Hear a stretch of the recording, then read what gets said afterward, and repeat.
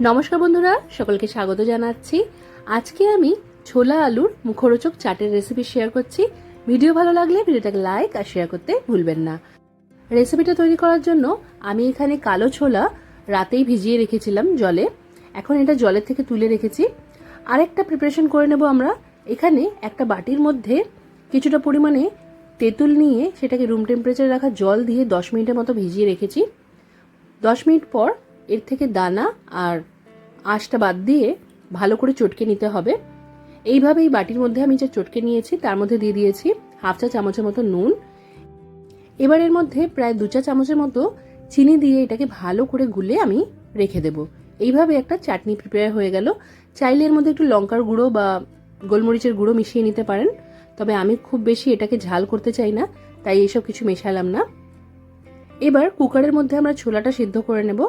তার জন্য কুকারে আমি ছোলাটা দিয়ে দিলাম, আর এবার পর্যাপ্ত পরিমাণে জল দিয়ে দিতে হবে। মোটামুটি 1 গ্লাসের মতো এর মধ্যে আমি জল দিয়ে দিয়েছি। ছোলাটা সিদ্ধ হওয়ার পর যে জলটা থাকবে সেটা না ফেলে সেটা দিয়ে ডাল তৈরি করে নিতে পারেন, বা আটা মাখার জন্য এই জলটা ব্যবহার করা যেতে পারে। এবার এর মধ্যে 1 চা চামচের মতো নুন দিয়ে দিয়েছি। এবার কুকারের ঢাকনাটা লাগিয়ে দিয়ে মাঝারি আঁচে 2টোর মতো সিটি পড়তে দিতে হবে।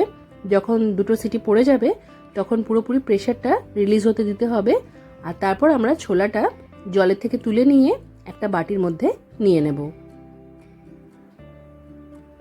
এখানে বাটির মধ্যে ছোলাটা নিয়ে নিয়েছি। এবার ওপর থেকে দিয়ে দিলাম সেদ্ধ করে এইভাবে কেটে রাখা আলুগুলোকে এরকম ছোট ছোট চৌকো চৌকো করে কেটে নিয়েছি।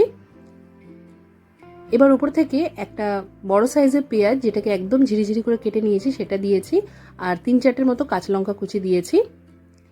এইটা আমি দিয়ে দিচ্ছি ভাজা মশলা, যার মধ্যে শুধু গোটা জিরে আর গোটা ধনে একটু হালকা শুকনো খোলায় ভেজে নিয়ে গুঁড়ো করে রেখেছিলাম, সেটা দিয়েছি। আর যে আমরা তেঁতুলের চাটনির মতো বানিয়ে রেখেছি সেটা দিয়ে দিলাম। ওপর থেকে একটু ধনেপাতা কুচি দিয়ে দিচ্ছি।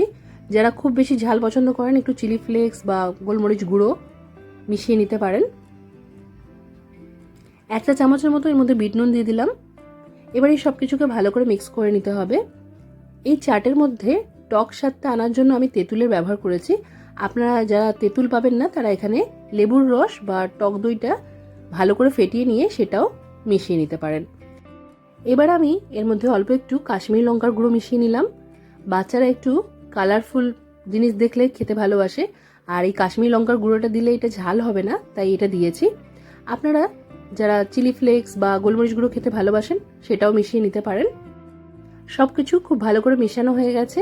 তৈরি হয়ে গেছে আমাদের মুখরোচক স্বাদের ঝটপট তৈরি ছোলা আলুর চাট। রেসিপিটা কেমন লাগলো কমেন্ট করে জানাতে ভুলবেন না। আজকের মতো এখানেই শেষ করলাম। সবাই খুব ভালো থাকবেন আর সবাইকে খুব ভালো রাখবেন।